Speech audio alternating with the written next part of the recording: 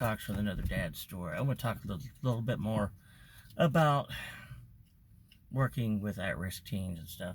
At times they would let us. I was working as a youth pastor part of the time with that, and part of the time I was doing some other stuff. But they would let us take certain kids that the other minister I worked with, him and his church could take some kids there, and we could take some kids to our church. We took them back and forth. And I used to go to my minister friend's church. And it was different culturally wise than what I was used to, but I enjoyed going there. And sometimes they would take a whole group from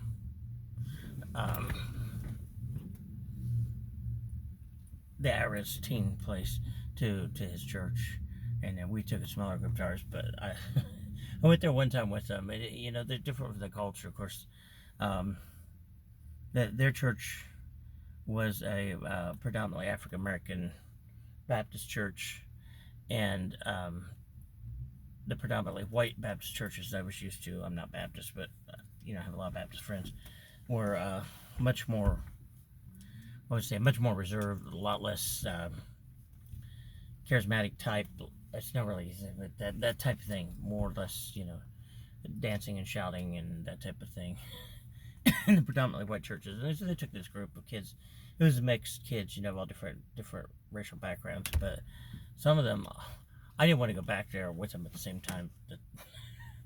I like to go to church with them. I like to go to church there, and I would be there and be serious and be fine. And I got a lot out of the church services there. But when I went and had a row of these kids from this place where the at-risk teens were at, and some of them were turning around laughing and making face because they seen some women getting happy and get excited and dancing and yelling hallelujah and stuff, and I'm fine, but that about sent me over the that got me laughing too, and I don't laugh at those kind of things. I'm very respectful for that type of thing.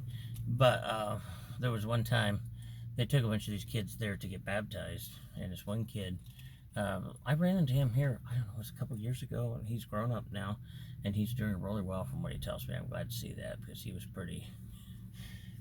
a good kid in some ways, but he was pretty rebellious at the time. He was a little bitty kid, though.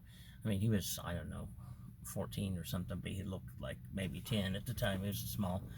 But he had in front of the church, they baptized him, and as soon as he hit the water, it was cold, and he yelled the S word, "Oh, blank."